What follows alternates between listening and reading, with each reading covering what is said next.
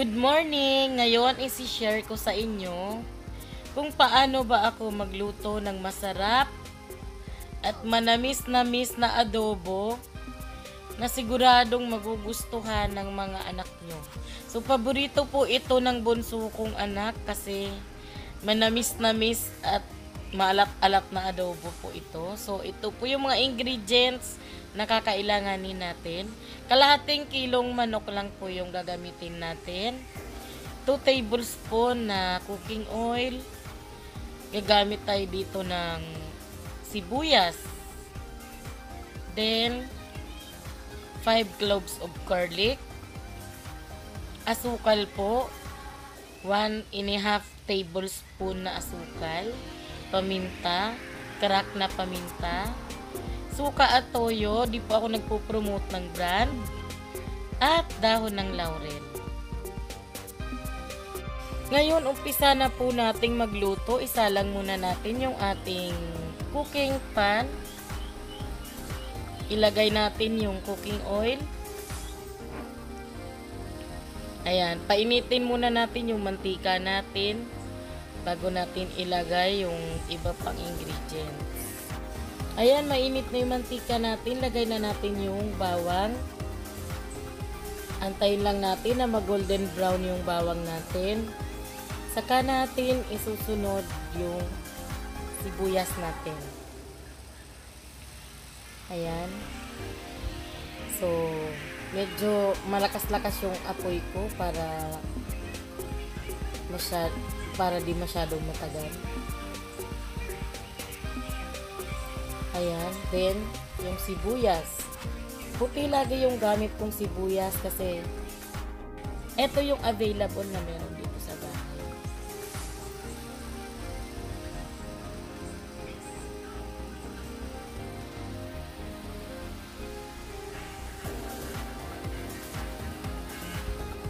Ayun.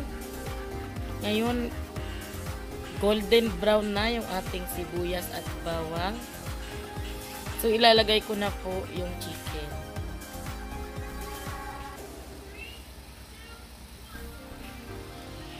Yung chicken.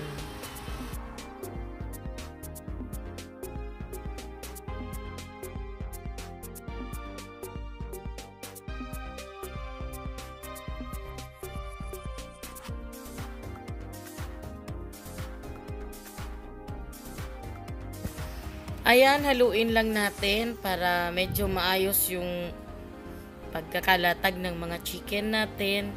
Then, ilagay na natin yung toyo. Yan, huwag kayong magugulat sa dami ng toyo ko. Kasi, maliit lang naman yung sandok na yan. Akala nyo lang malaki. So, depende na po sa inyo gaano karami yung toyo na ilalagay nyo dyan. Yan po kasi talaga, yan yung signature na adobo dito sa bahay na favorite talaga ng mga anak ko. Ilalagay ko na rin po yung dahon ng laurel. Yan po, pinutol ko lang siya. Then, konting mixed. Ayan, naaamoy ko na. Naaamoy na yung konting amoy ng adobo natin. So, pabayaan lang natin siyang ganyan. After ilang minutes, ito na po yung itsura ng adobo natin. Lagyan ko lang ng tubig. Yan. Kung mapapansin nyo po, medyo marami yung nilagay kong tubig kasi gusto ko malambot siya mamaya. Kasi nga para sa mga bata. So, ganyan po. Nasa 600 ml po yung tubig na nilagay ko dyan. Yan. Then, pabayaan ko lang muna siya hanggat lumambot at mawala yung maraming tubig at tatakpan ko lang muna po siya para mas lalong mabilis yung paglambot niya.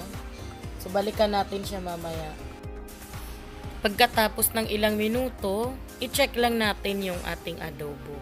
So, ganun pa rin siya, marami pa rin siyang tubig, pero ilalagay ko na po yung asukal. Ayan, kung mapapansin nyo, nung nilagay ko yung asukal, parang nag-darken lalo yung sabaw niya. So, hayaan lang natin siya ulit at pabayaan natin siyang kumulo at lumasa sa kanya yung mga ingredients. Pero tatakpan ko po siya ulit mga another 10 minutes, o-open natin siya. Ngayon, ito na po yung itsura ng adobo natin. Kung mapapansin nyo, natuyo na yung sabaw niya at kapit na yung toyo niya. Hahayaan pa natin itong mabawasan yung sabaw pero hindi na natin ibabalik yung takip. So, mas maganda kasi na wala ng takip para mas kumapit talaga doon sa karne yung mga ingredients. Yan, hindi na siya, wala nang steam na umaano sa kanya. Humuhugas. At ngayon, lagyan natin ng suka. Yan, medyo konti lang yung suka na ginamit natin kasi ayaw ng mga tao dito sa bahay namin ng maasim ang adobo. So, ganyan lang siya. Hayaan ko pa siyang matuyo at mabawasan yung sabaw bago natin siya totally hahanguin. Ito na po, finally, luto na po yung ating adobong manok. Yan, adobong manok na sweet style. Sa mga nanay po dyan, itry nyo po ito. Sigurado po ako magugustuhan to ng mga kids nyo, kagaya po ng mga anak ko. So, sa mga hindi pa po nakasubscribe sa aking channel, huwag nyo pong kakalimutang i-click ang subscribe at pati na rin po ang notification bell para every time na meron tayong bagong upload, ay makikita nyo po kaagad sa mga notification nyo. So, yun lang po para sa araw na to. Maraming salamat po sa mga nanood at shout out po ulit sa mga members ko dyan, sa mga kapatid ko, sa mga OFW ko na partners na palagi pong nanonood ng cooking vlog ko. Thank you so much po sa inyo. Ayan, eto na po ang ating finished product, ang ating manamis-namis na chicken adobo. So, itry nyo rin po ito sa inyo para matikman nyo po kung gaano kasarap itong ating adobo. 1, 2, 3, come on!